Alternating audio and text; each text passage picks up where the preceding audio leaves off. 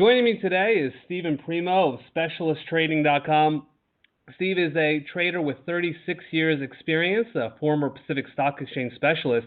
Today we'll be asking him about a bunch of his approach to the markets, his style of trading, what he's doing now, and hopefully we can learn a bunch of things about his approach to the markets and what we can take away from that. Steve, thanks for joining us.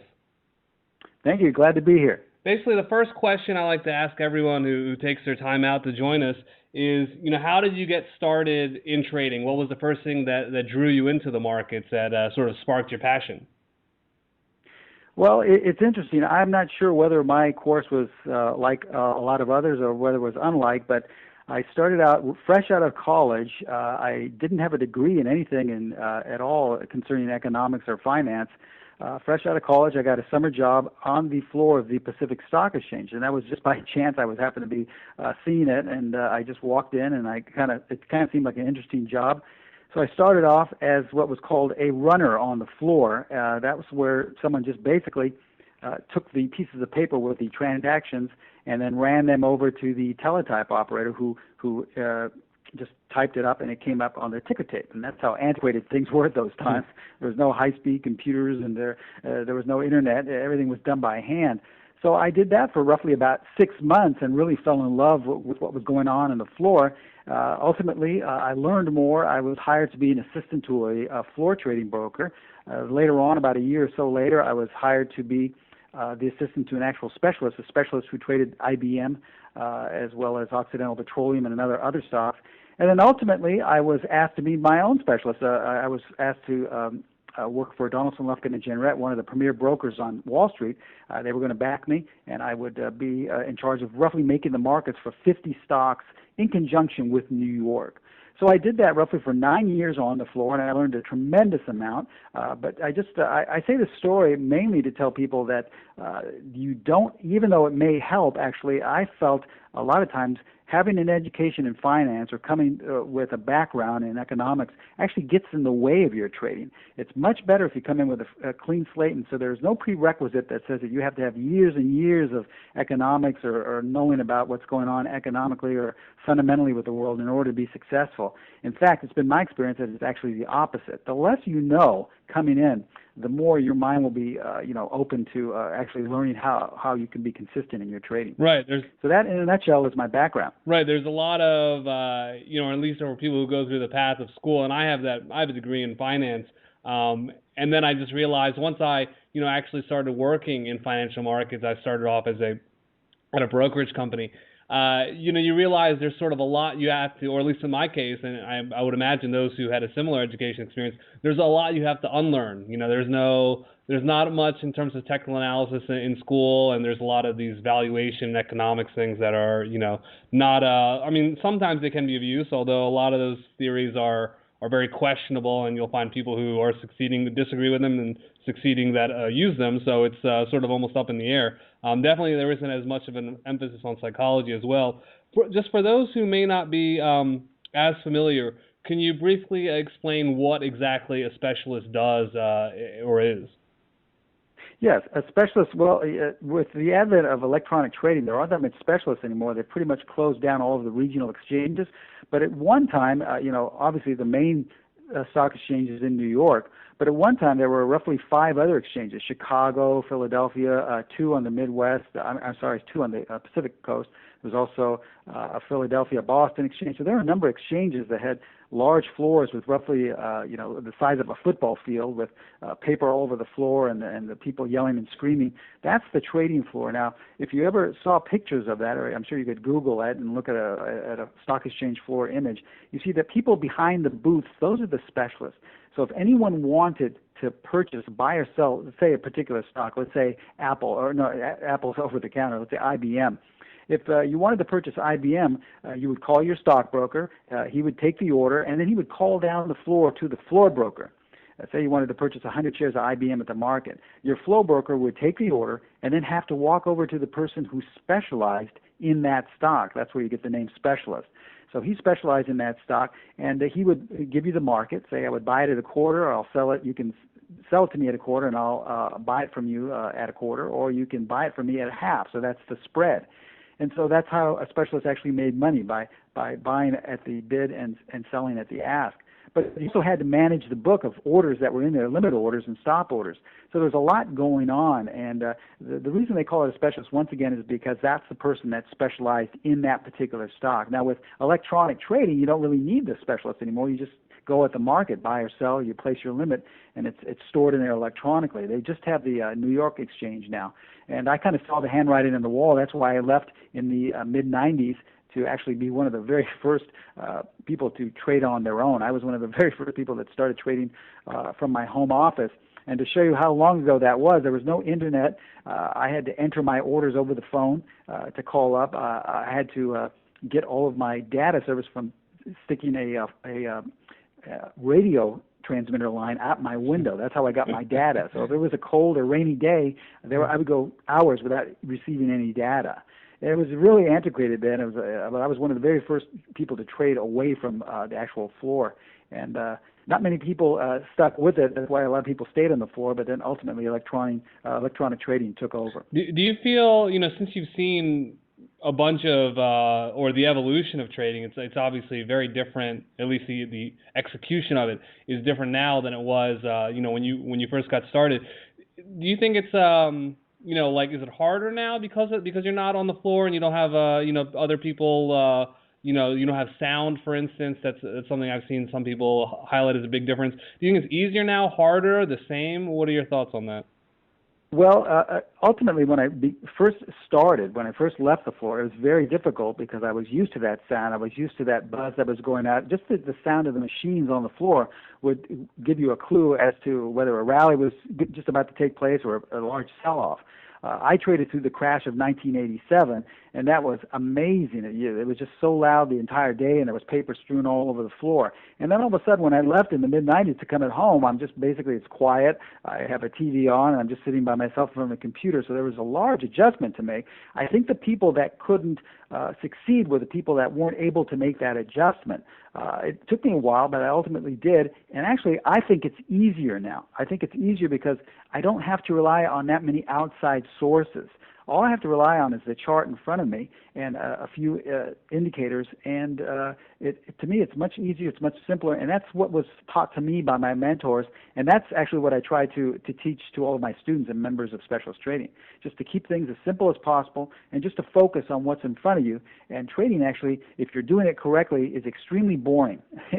If you're very bored and you're just kind of sitting there twiddling your thumbs, you're actually probably trading correctly. If you've got 5 or 10 screens in front of you, you're watching far too many markets and have tons of indicators on your screen, you're making it overcomplicated, and it's probably going to show up in a series of losses in your trading. Sure, definitely.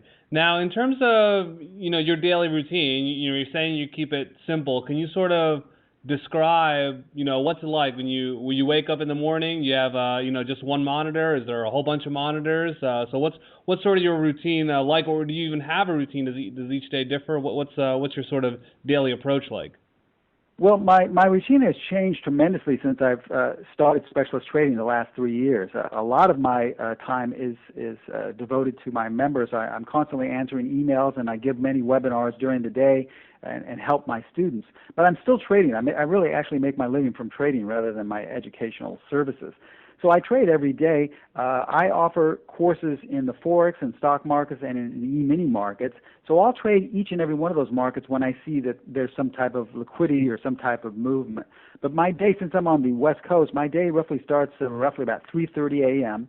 I work out of my home office, and I also, when I'm traveling on the road, I was just out of town in Utah, I'll travel out, I'll trade out of the hotel as well, about a couple of hours before the actual market opens. But I keep things simple. I have one monitor. There's no reason for me to have more than that. I do not watch any type of news programs or anything in terms of CNBC or related to the market news. I find that, once again, those things will just get in your way, and they'll really dissuade you from sticking to your strategy. So I just follow, like for instance, the last couple of days have been really volatile in the E-mini market, so I've been trading that and done very well. And I've been just focusing on that, and I've been trading. I trade possibly anywhere from 2 to 5 times a day, depending on the liquidity. And these are when I day trade. Many times I'll just trade once a day when I'm taking an overnight signal and just hold on to it when I know I'm busy going to be teaching or traveling. But as I said, my life is very simple with trading, and this is what I try to tell all my students. There's no need, in my opinion, to have tons of indicators and to be watching TV, the gurus and the pundits telling you what to do. If you have a sound methodology that you believe and trust, that you paper traded and works well, there's no reason once again to rely on outside sources. What you should be doing is just devoting all your time to relying on the strategy and just focusing on that. And that's when I said, once you really have it understood, trading is extremely boring. It's very quiet. And yeah, sure. And I was watching one of your videos that you have on YouTube. There's you have a lot of videos on your YouTube channel. We've reposted a lot of them on Informed Trades. And in one of your videos, you're talking about your approach regarding time frames. So there's a lot of traders out there that advocate using multiple time frames, and the shorter time frame consistent with a longer time frame as a screen of sorts. Your approach, or at least what you were talking about in the video, was just focus on one time frame. That's been working for you as a way of keeping it simple, and you found it just as effective. Is there a particular time frame that you focus on in your actual trading, or do you sort of adapt it based on your schedule? If you're traveling, you're looking at a different time frame. How are you sort of managing the issue of time frames? Well, yes, definitely. If I'm, at home and I'm able to trade, I will. If I'm intraday trading, so just looking at the mini, my time frames of choice are tick chart. I like to look at anywhere from 1,000 bar tick chart to roughly 3,000 bar, because that will show more volatility and give you, according to the strategies that I teach, more opportunities to enter and exit trades. I also look at 5-minute and 10-minute bar charts as well. I don't look a lot at range bar charts, but I will look at them from time to time to see how they coincide with my strategy. So if I'm intraday trading, those are the time frames I look at choice. If I'm position trading, then I'm obviously holding positions overnight. Rather than look at a 4-hour chart or an hourly chart, I will just look at the daily chart. I like to look for signals on the daily chart where I know I'm going to be in the trade for anywhere from 2 to 10 days. I don't do a lot of investing, and plus I don't teach investing because I feel once you get into that time frame, you're looking at weekly and monthly charts, which are fine. There's nothing wrong with that, but that's where I feel you have to pay some sort of attention to the news. You have to be involved in what's going on globally, economically, because you're holding for a long period of time. So I don't do that personally in my individual trading, but I will say that my strategies are being able to transfer under that time frame. So anything I teach and use myself can actually be transferred over into a weekly or a monthly chart, but those aren't my time frames of choice. One thing I did want to mention is that, yes, I do not look at the higher time frame to validate the lower time frame. I know a lot of traders like to do that. If they're trading a daily bar, they like to see that the trend or the weekly bar is confirming that and so forth. Or if you're trading a 5-minute chart, you want to make sure that the daily chart time frame is confirming your smaller time frame. I know that a lot of people trade that way. I did myself for a while. It's just that in my 36 years, I have found no consistency in that. I found nothing that would tell me that works better than rather than just looking at the actual chart you're trading.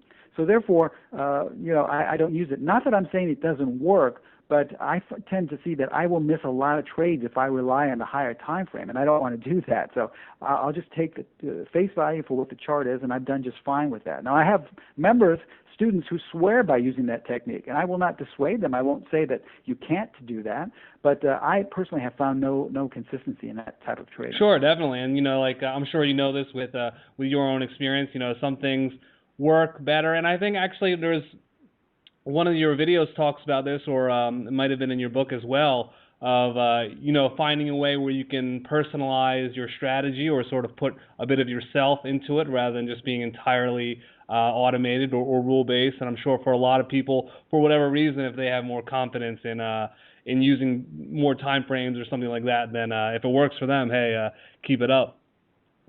Yeah, on that note of personalizing your trading, I start off by telling all prospective members of my course, as well as members, that there is a difference between systematic trading and trading strategies. A system is rule-based, and you have to trade the same way each and every time, meaning that there are a certain set of rules, and regardless if you're in a very volatile market, or if you're in a choppy range, or it's just a dead market or holiday market, if you get a signal, you have to follow the rules each and every time. And this is what systematic trading is. I know I've traded systems. I've even taught systems at other firms that were asking me to be their educator. The difference, what we do is with strategies, are rule-based as well, but they're 75% rule-based, leaving you 20 to 25% for discretion. And when I say discretion, I think most people, they say, well, what are you talking about? But if you wake up that day and you feel like the market should go up, that's your discretion. No, discretion are all the tips and techniques that I've learned over my 36 years, and this is what I teach my members. Little things that you see that you may persuade you to say, you know what, I'm going to move my stop up here, or I'm going to trail instead of using the standard stop placement, or I'm going to be a little bit more aggressive and use exit point number 2 as opposed to the generic exit. See, those are the discretionary things we're talking about, using different ways in which to trade. You're still staying with the basic framework of the strategy, but you're able to edit a little bit, staying within the framework, and maybe decide to trade conservatively or aggressively. So this is what we teach, and this is how you personalize it. We have many traders that are really aggressive traders, and so we teach them the different ways to use this discretion, these tips and techniques, to format their trading to be more aggressive, all the while still keeping the basic framework of the strategy, that 75%. We have other traders who are very conservative. They don't like to risk a lot. They like to get in and out. They don't want to stay in the trade very long. So we format it to fit their needs, all the while keeping the same 75% of the format of the strategy. And then there are other people that like to mix and match, or kind of like to change as the market evolves as well. So this is the way I really think you should trade. You should be a part of the process. I've learned over the years that one of the reasons why traders lose so much is because they take themselves out of the game. They're not part of the process. They totally rely, once again, on the outside sources, whether they're news or whether there's some chat room they're subscribed to, or whether some guy on TV is saying to go long or go short, and you're basically giving your power away. That's why I don't listen to these things. I don't watch any TV or subscribe to any trading rooms. You don't have any chat rooms or trading rooms of specialist trading. All we do is teach how to trade the market right in front of you, and keep it simple. Most of our strategies have no more than 5 rules with each methodology we teach. Now, so we're just trying to keep things as basic as possible, and formatting the strategy to fit your needs. I know in in terms of customizing it, or adapting the strategy to you, I know you have a number of videos on your YouTube channel that I've seen that talk about pyramiding, or adding to positions to ride a trend as they go in your favor, trailing your stop. In terms of your approach to risk management, with it sounds, or the impression I'm getting is, you have a very hands-off kind of approach, almost like are you using like a set and forget, where you put the stop in, you have a limit order for the profit, and then that's sort of it, or how much time are you actually spending watching the markets, moving your stop? What kind of management is involved in your approach these days? Well, obviously, if you're intraday trading one of our intraday strategies, yes, you obviously have to be in front of the chart, but and being in front of your computer screen. But there's no reason to be, picking up 10 phones at a time, buying and selling every second. We don't really teach or believe in scalp trading. It's more of once again, a methodology at 75%, which is based in rules that you follow.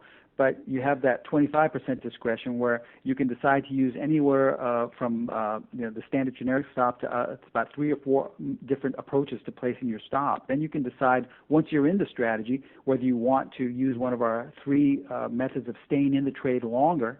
Also, once you're in the strategy, you can decide which stop you want to use. But these are all things that are decided, they should be decided prior to the trade. And this is why we instruct all of our members to paper trade anywhere from a week to 2 months if you like, but just to know what fits better for you. This way you don't have to decide while you're in the middle of a battle what you're going to be doing. You just decide prior while you're paper trading, and then you'll know right off the bat that this is the way I like to trade. There's nothing I have to really change other than to just see that this is my basic format, and I've already decided that this fits my persona. Now, there is management a lot, like as I said, with intraday trading. You have to you have to watch it. But in terms of our strategies where you hold a position overnight, that's extremely simple. Basically, you just enter the order, place your stop and place your exit. If that's the style in which you like to trade, it's up to you. We have different exit points or different ways to place your stop. But once again, that should be decided prior to entering. And then you just sit back and wait. That's really, as I said earlier, that's the way trading should be. That's what my mentors taught me. One of the things I teach all my students and in my courses is that the first year I was a specialist, I struggled tremendously. And in fact, I couldn't make a dime. I would have 7 or 8 great months, and then I would give everything back in 1 month. And I know that's probably what the majority of all traders go through in the beginning. And I couldn't get things going for over a year. And I finally came in contact with a few mentors that said, Steve, you're just overcomplicating your trading. You're listening to far too many outside sources. You got too many indicators. You're trying to do too many markets. Strip away these things which they labeled as useless noise, and you'll start to see consistency in your trading. And that's what I did. And ultimately, the consistency came in my trading. That's what was able to sustain me for my 9 years as a specialist. This is what I also teach. So if you're intraday trading, you definitely have to monitor the trade. You have to, but you should know everything in advance. You're just kind of sitting back and watching. You're not really changing your mind every 5 minutes. With holding positions overnight, you should know what you're doing prior, and then you just enter the orders and you can go to work. You don't have to be in front of the computer at all. You just come home at night and see what happened, or maybe check once a day. That's the way, really, in my opinion, trading should be. That's what will lead students to consistency rather than overcomplicating. What my mentors taught me, and what I said in many YouTube webinars, is that it's the easiest thing in the world to complicate your trading. Anyone can do that, whether you traded 20 years or whether you traded 20 minutes. You can overcomplicate anything. But it's the most difficult thing in the world to simplify your trading. And so that's what we teach. We teach you how to simplify it. So in terms of, if you're watching, you're doing intraday trading, you've got the 1,000 tick chart that you've got up monitoring it. How, I'm assuming, and correct me obviously if I'm wrong here, but it sounds like, you're going for one trade at a time and you're just watching that. Or are you open to putting on multiple trades at the same time? And also, so it sounds like, how long would you say you're holding on to your intraday trades when you do put them on? Okay, a good question. To first answer the first question, no, I do not trade multiple trades. Once again, in my opinion, that's overcomplicating your trading. Sure. There's no reason to do that. It's one trade at a time. Take each trade for what it is and give it the respective attention that you need rather than scatter yourself over a multitude of different trades. So if I'm trading, such as today, the E-mini, this morning I had a signal on a 1,000 tick chart to go long of one of our proprietary intraday strategies. I knew where my entry was using our proprietary entry, so once on one of the bars it issued a setup, I waited for a confirmation and entered and placed my order, and I got filled. Immediately upon getting filled, I placed my stop, one of the 4 different stop placements.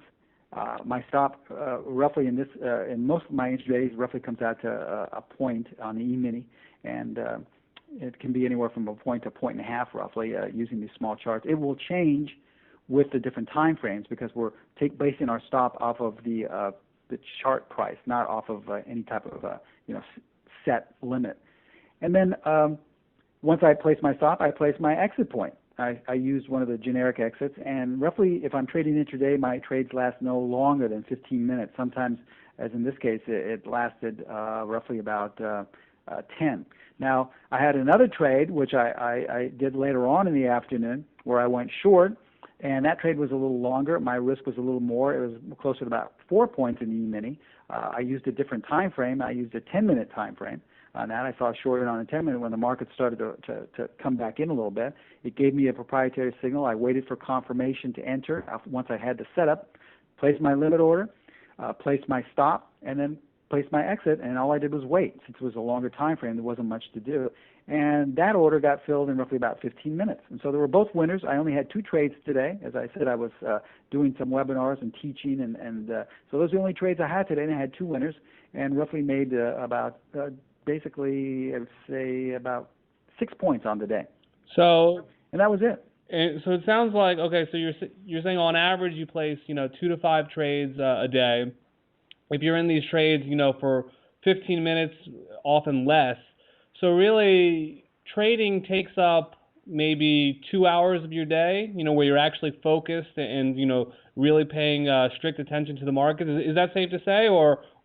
Yeah, anywhere from 2 to 3 hours. I would say half the trading day, roughly. It all depends. Once again, if I'm super busy and I know that I'm traveling, or if I'm speaking somewhere, or if I'm giving a presentation, it will take much less. If I know I'm fairly free to just trade, I'll focus my entire day just on trading and looking for setups. But I will not carry multiple setups. In other words, I will not be trading a hourly chart as well as a 5-minute chart and have two separate trades. I just, once again, just focus on one thing at a time and only trade that one particular time frame. Sure. Now, you've been, you've obviously met a lot of traders as specialists and as a coach these days. In your experience, how long does it usually take for someone who comes in through specialist trading to get to a point, or someone who's really brand new to get to a point where they're going to be consistently profitable? Excuse me. I wish that were an easy answer, but unfortunately it's more subjective. It has to do with each individual. I've had students who, after 2 weeks, had everything perfectly and have written me emails telling me how they're all of a sudden, for years, they just tried so hard to be consistent, and this is the first time in their life they've ever been consistent with trading. I also have other students who have been well over 6 months who are still having a difficult time, but many times it has to do with their lifestyle. A lot of these people, aren't able to be in front of the computer, or they don't have enough time to study. So once again, it's different for each one. If I had to give just a basic, I would say it would be anywhere from a month to 4 months where you would really understand and feel that you're on the right track. And I can't guarantee anything, and there's no way I would ever guarantee that will happen for everyone. Some of our traders just have a difficult time because of what they can't let go of what they were taught the way they should trade. But I know you will have at least a firm understanding of what it is I'm trying to teach you within 1 to 4 months. Now, as I'm sure you know, or it's sort of widely reported, the majority of people who attempt to become traders, especially if they're actively trading, will end up losing. Now, in my opinion, from what I've seen, is a lot of people have a lot of difficulty taking small losses. And it's just, if you don't want to take a small loss, eventually you're going to end up taking a big loss, and then that will be that will sort of be the end of you. Have you encountered that problem a lot, or I know your approach is simple, so a lot of or you focus greatly on simplicity. That can help a lot of people. But in your experience, is the psychology of trading a big obstacle, or is it mainly just a lifestyle thing? To what extent is the willingness to accept some small losses and have the trading psychology down? Would you say is that an obstacle? No, well, right off the bat, psychology plays, I would think, in my opinion, the majority of trading. I really feel that the majority of trading is all psychological. It's really, everyone brings their issues to trading. If someone looks at the world as if it's a constant struggle, if it's a battle, you've got to always fight, that's the way your trading is going to be. You're going to bring that to your trading, and your trading will be a constant battle. You'll be fighting the market at all times. You'll be using verbiage to describe it. Oh, I got killed today. Oh, the market beat me up. That's what will define your trading. If you look at life, or you're a pleasant person, you're very simple, in terms of your lifestyle, if life is just something to be enjoyed and you take everything as it comes, well, that's the way your trading is going to be. It's going to be enjoyable, it's going to be relaxing, and that's what we really try to teach as well. And I know our methodologies are simple, but we're really trying to teach you psychologically that trading is probably unlike anything you've been taught in the past. It's not a battle. It's not something that you should be fighting or look as a foe or an enemy. Trading is something like simple as jumping into a river and just going with the flow. If you have a nice uptrend, you go with it. Now, I think the reason why people don't accept losses or small losses, that is very, psychologically as well. We've always taught that, it takes strength to stick with something. And to take a small loss and admit you're wrong is something that a lot of people don't like to deal with. But on the other hand, there are a lot of good methodologies that take small losses and continue to go into drawdowns and don't succeed. And these small losses will still, make traders lose a lot of money. So ultimately, it's not so much about small losses. It's really about how you decide to look at trading and how you view trading. Once again, I traded the way 99.9% of most traders trade, by trying to pick tops and bottoms when I first started out, and that would work great until it didn't work. And so once I started learning how to control my losses, it still helped, but I still wasn't, getting tremendous results. And then I started applying a lot more things in terms of really trading with the trend, learning how to use some of these tips and techniques which I've accumulated over my 36 years that ultimately got me on that road. So obviously it is a psychological factor that will help determine and sway what type of trader you are. But it's just not so much and easy to say that if you keep your losses small that you'll be successful. You can have 500 small losses and it can still wipe you out. So it's got to be about the methodology. It's got to be about stripping away and not making your trading complicated. Once again, strip away the things that you've been taught for some reason will make you successful. Or ask yourself, if they're supposed to make you successful, how are they doing? All the things that you thought about fundamental news, how's your trading going? Has it helped you? How about all the tons of indicators you're supposed to be watching? How has that helped you? Are you successful? Are you making more money than you ever imagined? Or how about all the chat rooms or trading rooms? Are they helping you? Most of these people, I would say, no, they're still where they were, or worse off than they were. So I think when you start to strip away things and keep them really simple, you'll, in other words, instead of being involved in 20 trading rooms, chat rooms, only be involved in one. Instead of having 20 indicators, only have one or two. Instead of watching 20 different people on TV, only watch maybe one at a time. Keep it very basic and very simple. Sure, definitely.